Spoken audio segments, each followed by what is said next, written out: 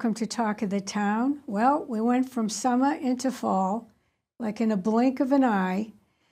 Not ready for winter at all, but had a great summer, even though we melted a little bit. But it's all been worth it.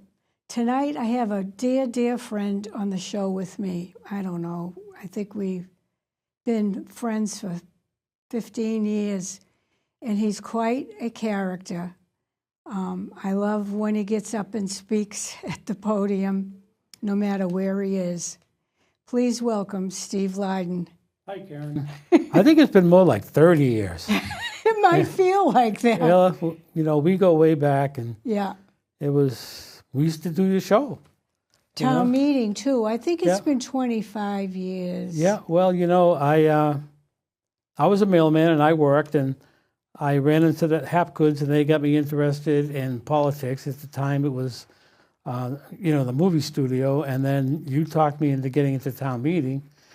And town meeting was good back then. Back then, it was different, yeah. Now I'm on several committees, and I am a town meeting member, and that's the least favorite of mine. Yeah. I'm not a happy town meeting member. This will probably be the last term I'll run. That's too bad. Because of the way the committee is. So, yeah. But saying that, you know, town meeting is good, but I think town meeting has served its purpose, and I think it's time we start looking for something else. Well, I am, and I've started that already, and a commission, and we'll get it going. And but there are a lot of town meeting members who are great, and I could name them. Yep. And we all know them. Yep. But there are those town meeting members that don't know how the town is run, and they sit on committees, and it causes trouble, because if you don't know how a town is run, you're under the guidelines of the town. And I think a lot of it, too, is some of the town meetings, they don't vote for what's good for the town. For the town. They only vote for their little section because they don't want a change or agenda-driven. Yeah, they just, they don't think, to me, I think of the whole town. I mean, I represent Precinct 17, but Precinct 17 is only a little piece of the town of Plymouth. You vote for the entire town. When votes come down, you're not voting for Precinct 7 or 17, or nope. You're voting for the entire town. Yep, that's it. And what is it, 162 people? 162 people. And they're really not a legislature. No. Because they don't legislate. No. There may be an article that comes along that, a petition, but they're not allowed to be who they should be. Nope.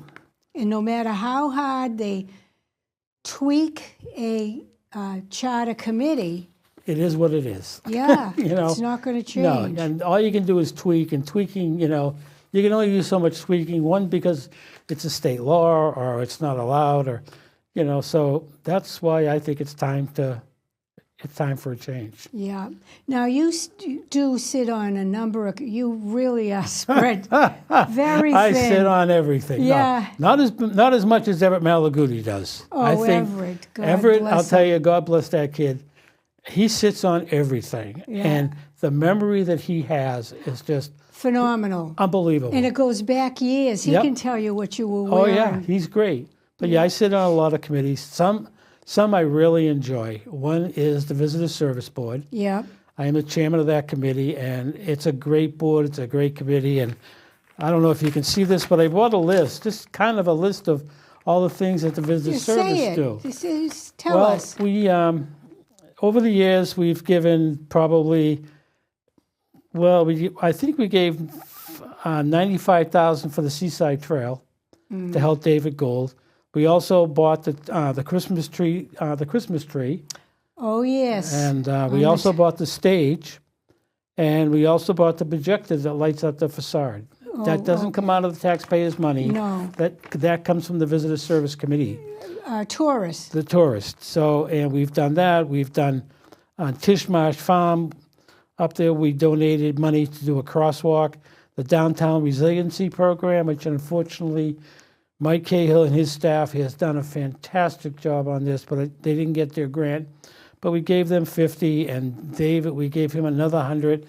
And the list goes on, and we give the town manager $13,000 a year to keep the bathrooms open in the town hall on weekends and holidays, and also for the harbor master to extend his season. So we do that. If you look the corner of Court Street and North Park Ave, you'll see a beautiful sign that was done by Zebra.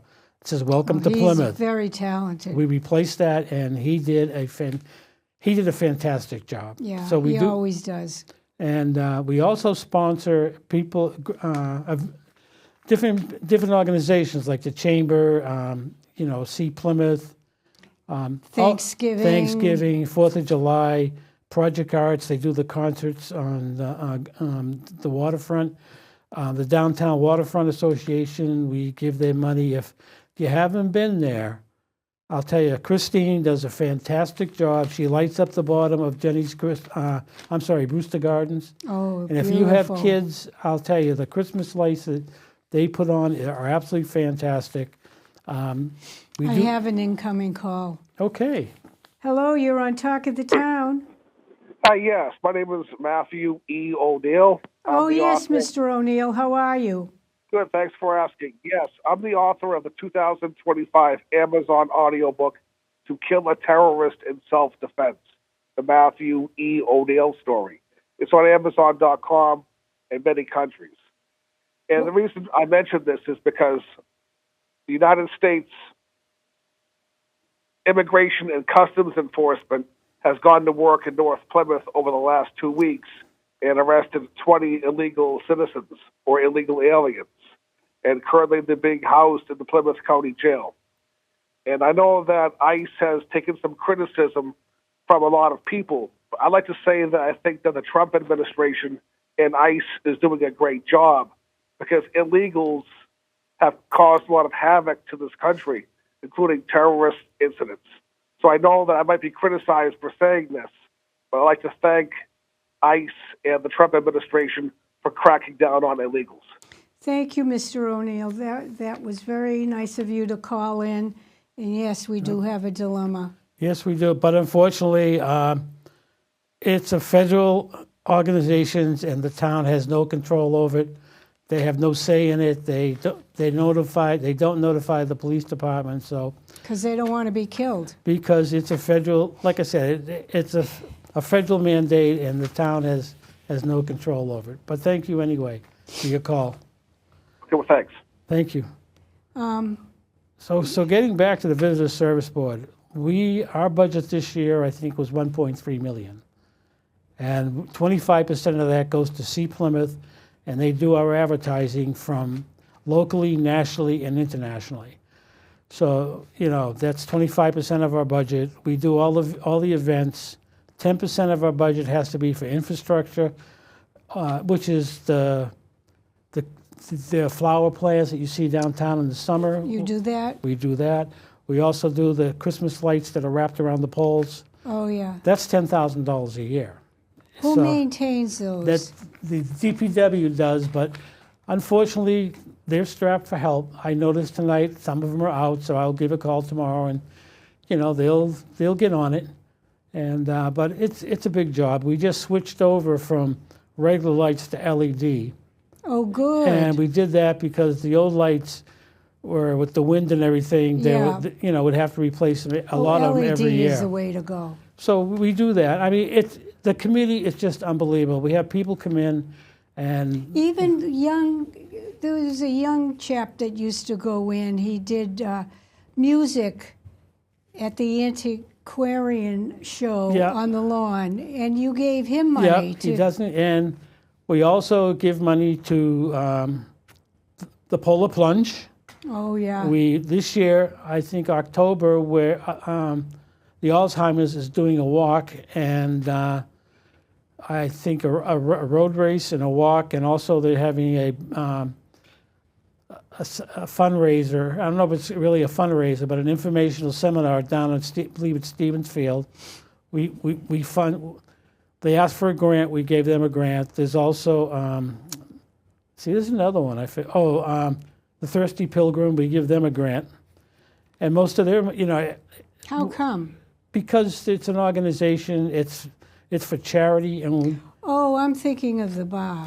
no. So, Oh, excuse me. and and all their proceeds go back to the town. Yeah. They go to, they do a lot of great work. So, the visitor service. Oh, you're talking about the Lions The Club. Lions Club. Oh, That's the yes, Thirsty, David yeah. Gallerani David and Gallerani. Kevin Gallerani. Yeah, the Gallerani brothers.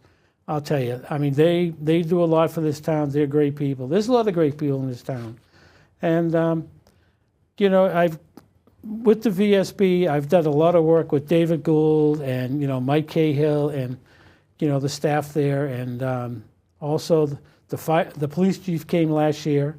Never dealt with the police chief before, and Chief Flynn came in and asked us if we could do a grant for him to buy ballisters. Ballisters? No, ballisters. They go in the road, but instead of putting a truck in the road to block the street off when they have the events. So yeah, we did that, and then Guess what? What? We have another call. Oh, hello, you're on Talk at the Town. Hi, my name is Al Donato, Precinct 17. How are you? Hey Al, what's nice up, Al? to hear from you. I just wanted to call in real quick, and Steve and I serve in 17, and when I first moved here, I reached out to a lot of people. One of them was Steve, and I have to say, I have learned a lot from Steve. When it was the old Precinct 12 here, I made a motion to appoint him, not knowing him, because I know he was so involved. And so I just want to say he's been a great colleague, and it's always important to listen to those that have lived here a long time. So just keep up the good work, Steve. Well, Al, I will say to you, you're one of the nicest people that moved to Plymouth. You care about Plymouth very much. You're a town meeting member, and if you are very sincere, and I appreciate it. and you're very active. Yeah. I mean, you are. If you're not at the meetings personally, you're on Zoom. You go to a lot of the meetings. Yeah. And I give you a lot of credit for that, because you do spend a lot of time, getting information, so you're prepared for town meeting. So thanks, Al. And you are a good friend. Thank you. And like I tell my people in my old town, they want me to come back. It says, well, I'm very active down here, and a lot of people down here want me to move back too. That's not true, Al. Have a good night. You Good night, too. Al. He's really has a pleasant He does. Al's a good guy. personality. Yeah, and he tells you he tells you like it is. Yeah. Well, you have to hear Yeah. that. I've never been afraid of that. Nope. I'd rather know than not know. Yeah. And walk away friends. So I think I covered the visitor service board. How many people on the board? 7. Who's on it? I think a selectman's on it. Dickie Quintal's on it. Okay. He was appointed by the chamber. He's the chamber's representative. Oh, okay. We had Chris Iazoni. He used to own Plymouth Brockton. Oh, yes. Bus line. Yeah. He's Plymouth representative. We have Everett Malaguti. Love Everett. We have Susan Krabby. We have Susan, oh God, I'm sorry, Susan, I forget your last name. And we have Dan, who owns the antique shop down on Court Street. Nice. So it's, we have a great group. We have You people have a from the vested downtown. group. We Yeah. have people from downtown. We have people from the whole area. It's great. I mean, we sit down. We don't all agree all the time, but we're very respectful, and it's very nice to go in there and sit down and know you're going to get along with And everybody. no games being Yeah. played. So, like I said, the Visitor Service Board, that's my favorite.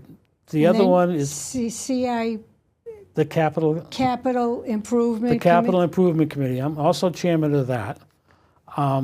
What we do is all the department heads will submit their budget items that they want to be on town meeting, and it's a capital expense, which is anything over $25,000.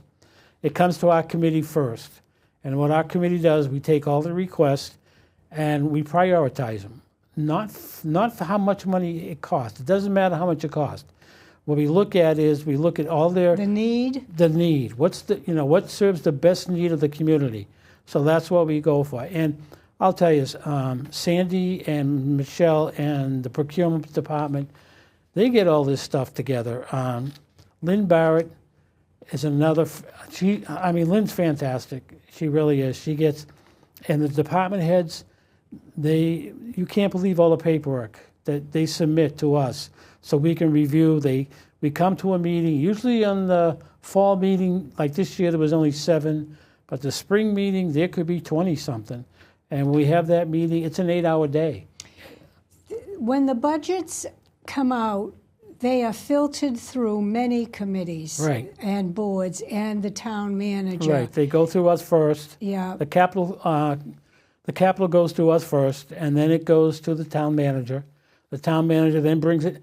What he does, he takes our recommendations, figure out what he can afford to do, him and Lynn Barrett, and then it goes to the selectmen, then it goes to FinCom, and then it goes to town meeting. Right.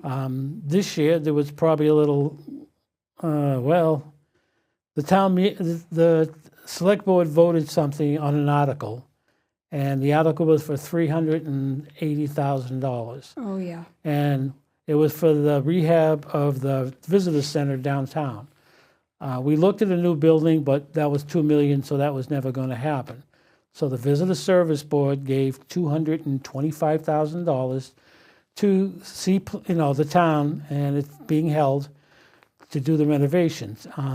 The MOT, which is Massachusetts Office of Tourism, is only and we submitted. See Plymouth submitted a grant for $200,000, so that would have brought it up to $420,000, and that would leave the town with $178,000. Most of the grants that were requested from the town, they were all, when asked who's funding this, and they were told that if they didn't get the grant, then they weren't going to do the project. Right. What's the problem? The select board didn't feel that way about the visitor center.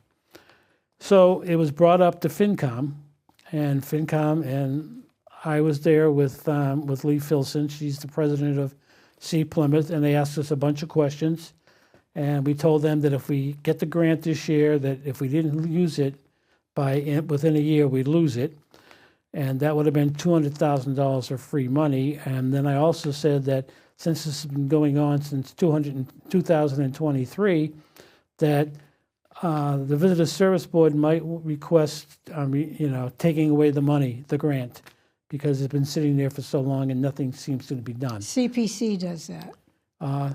The building needs to be done. It's to go to the bathrooms in there. You have to go through. But they gave you they voted opposite of the selectmen. Yep. The FinCom voters to they to fund the whole thing. That if it doesn't come through, the money comes back. So that was great. I mean, that was good. But like I said, the capital expenditure is a great committee. And you get to know the employees of the town, the division heads. Yeah, because they have to come before you. Come before you. And I'll tell you, when you see the paperwork that they bring, and you'll understand how hard these people work. I mean, our staff, I'm amazed at all the stuff they get done. Well, we have a town manager that wants results, and he's told them all, I want you to keep your budget, and if you don't spend it, I want it back. Yep, Derek. Taxpayers get it back. Yep, I've dealt with Derek. I've dealt with just about everybody in the town except the fire department. Yeah, they haven't. I haven't really dealt with them with anything. But Neil's great. Neil's a great chief. But I've dealt basically with all the division heads, and I see how hard they work. They do work. They work hard, and you ask them questions, they'll answer. They'll call you back. Maybe not right away, but as busy as they are, don't expect to call back. Right away. They'll get back to you. Yeah. But they're great. They're really great people. Yeah. The other committee I'm on is the Distinguished Visitors, which. Oh, Shishigahama. Well, it is the Distinguished Visitors Committee.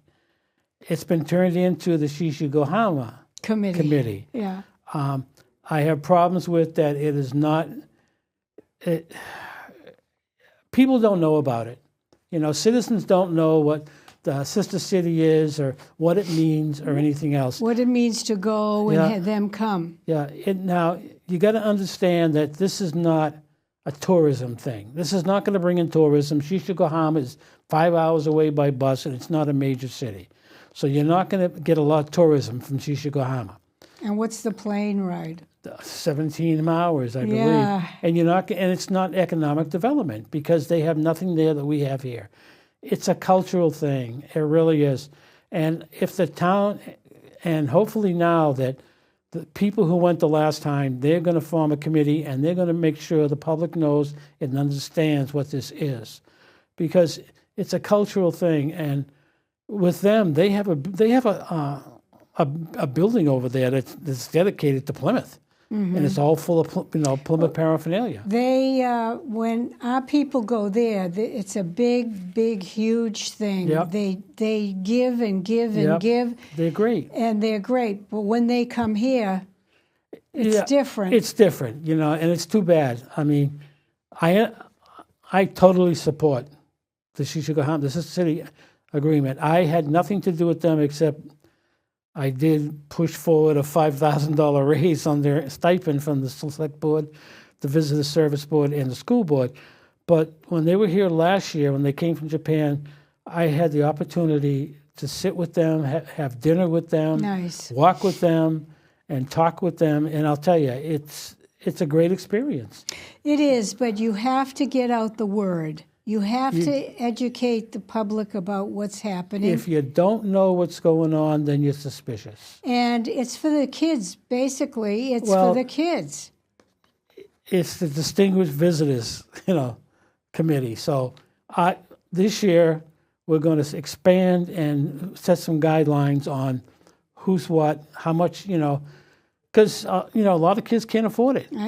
So I brought up one meeting that, can we do something for a deserving student who doesn't, who can't afford, the family can't afford it?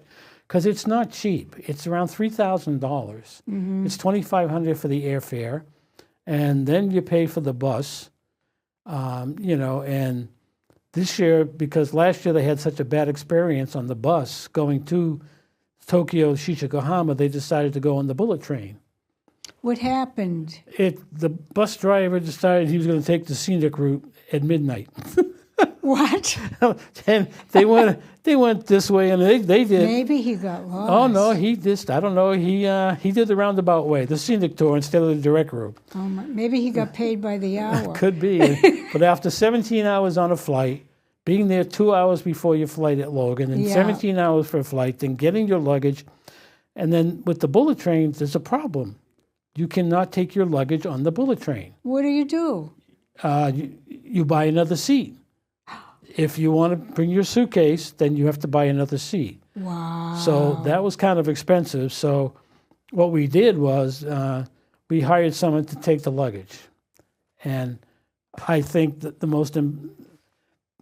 fantastic person that was involved in this was Len Levin. Lenny. Len Levin, I'll tell you. He is a bulldog, and he did the arrangements, the insurance, the bullet train, transportation. I mean, Len, I'll tell you, I can't say enough good things about him. He was just fantastic. He was like I say, he's a bulldog. Yeah. And this year was the same thing because they're coming here next June, end of June and July. They'll be here. We haven't got the dates yet, but they're coming with 10 kids and a delegation. And they stay at families' homes, the children. The kids and the chaperones stay.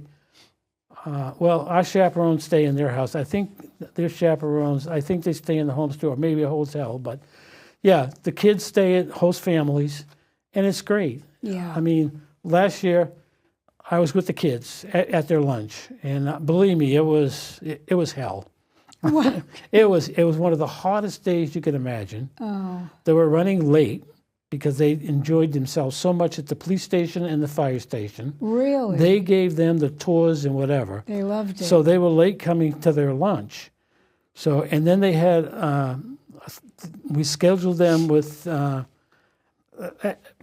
Curtin over at the museum. Oh, nice. So now it's too hot to sit outside because that's what they're going to do. And so they're sitting in that little vestibule. Yes. And there's no tables. Yeah. no Coke machines, no vending machines.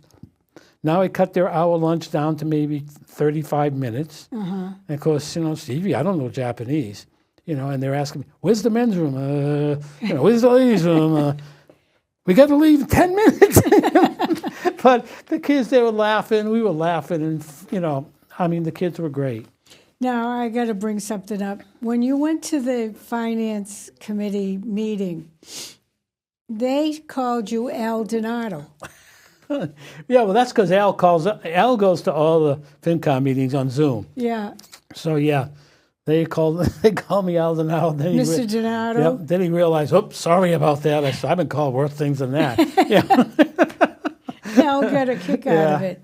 Yeah, so that takes care of, that committee. The other committee I'm on is the Memorial Committee. Oh, yeah. And that is when that was Charlie Bletz's baby. That was Charlie. When someone comes to the town and wants to put in a memorial bench for someone or a plaque, they come to our committee first. And I'll tell you, we have some rules that was set, and we go through their paperwork, and then after we listen to them, we either tell them, yes, we'll recommend it to the selectmen, or no, we won't. The selectmen are the final, who agree to this. But I'll tell you, some of it's hard. I had one woman come in, and she wanted a bench for her nephew who died in a very sad circumstance. And I'll tell you, I almost had tears in my eyes when we had to tell her no. Oh. Because she didn't make the requirements. Oh, but the same sad. meeting, there was some older gentleman, a lot older than me, sitting way down the end of the table. I said, come on down. So he came down, and he wanted to put in 2 plaques on the rail trail. And he already talked to David Gould and had everything. Yeah. And then we were talking. This gentleman did 120 jumps over Europe in World War II. God bless him. So, I went from tears in my eyes, into amazement. And you know what? I have to say goodbye. Thank you for coming on the show. It's over. And okay. I know, when in a blink of an eye. That's because you have a lot to say, and you do a lot, Stephen, and I appreciate everything you do. Well, when I first moved down here, I wasn't happy, but now I go back to where I live, and I'm saying, I can't believe I lived here. I know. But Plymouth's great, and Karen, thanks a lot. Thank the staff for PAC TV for not just this show, but for everything you do. Thank you. Thanks a lot, guys. Thanks for tuning in. I'll be here in 2 weeks with the chair of the Select Board, David Golden. Went by like... You ain't kidding.